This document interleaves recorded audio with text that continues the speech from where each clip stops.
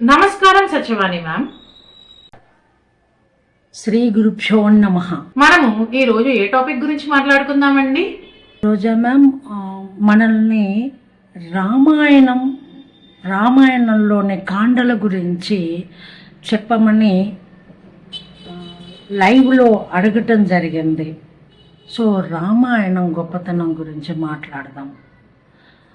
రామాయ రామభద్రాయ రామచంద్రాయ వేధసే నాథాయ రఘునాథాయ సీతాయా పతయే నమః. రామభద్ర, రామచంద్ర, రఘునాథ, సీతాపతి అని పిలువబడే రాముని గొప్పతనము తెలుసుకోవాలి అంటే రామాయణం చదవాల్సింది. అర్థమవుతుందమ్మా? ప్రపంచ సాహిత్యంలోనే ఆది కావ్యం రామాయణమని రచించిన వాల్మీకి ఆది కవిగా కీర్తి పొందాడు.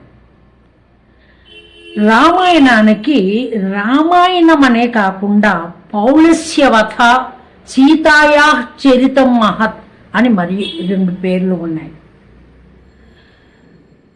పౌలస్యవథ అంటే పౌలస్య వంశస్థుడైన రావణాసురుని యొక్క వధ కాబట్టి పౌలస్యవథ అని, సీతా చరిత మహత్తుగా చెప్పబడింది కాబట్టి సీతాయా చరితం మహత్ అని, రామ ఆయనం ఆయన యొక్క గమనం కాబట్టి, ఆయన ప్రయాణం కాబట్టి రామాయణం అని 3 పేర్లు ఉన్నాయి.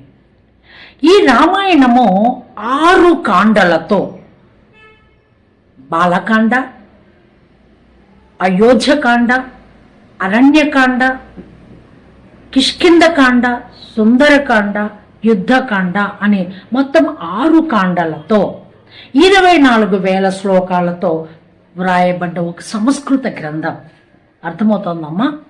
అయితే మానవ రూపంలో అవతరించిన మానవ జీవితాన్ని సంస్కరించటానికి వచ్చిన మహానుభావుడు శ్రీరామచంద్రమూర్తి.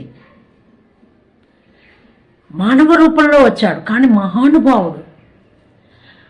దీనిలో అన్నదమ్ముల అనుబంధం ఉంటుంది. పితృవాక్య పరిపాలకుడైన రాముని గురించి, గురుభక్తి గురించి, స్నేహఫలం గురించి, ధర్మబలం గురించి, వినయంతో ఒదిగి ఉండటం ఎలాగా అంటే వివేకంతో ఎదగటం ఎలాగా అన్నది ఒక్కటేమిటమ్మా, ఇందులో మానవ జీవిత పార్శ్యాలన్నీ కూడా పట్టి చూపిస్తుంది రామాయణం.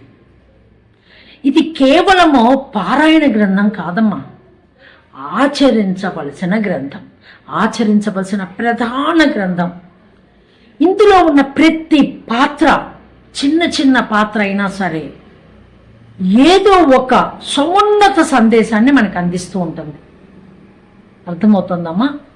ఈ రామాయణంలోని ఉత్తమ ధర్మాలని ఆచరిస్తే మనీషిగా, మనిషి అంటే మానవత్వం ఉన్నవాడు, మనీషి అంటే మహానుభావుడుగా ఎలా ఎదగగలుగుతాడో ఈ రామాయణం నేర్పుతుంది. రామో విగ్రహవాన్ ధర్మ సత్యధర్మ పరాక్రమ అని ఒక శత్రు మారీచుడే అన్నాడు. అంటే రాముడి గురించి, రాముడి గొప్పతనం ఎలాంటిదో చెప్ప అలిమి కాదు. రాముడు ఒక ఆదర్శమూర్తి. రామాయణం వంటి ఆదర్శ కావ్యము రాముడు వంటి ఆదర్శమూర్తి కానీ నభూతో నా భవిష్యతి. ధన్యవాదములు. సర్వేజన సుఖినో భవంతు. స్వస్తి. చాలా బాగా చెప్పారండి. ధన్యవాదాలు.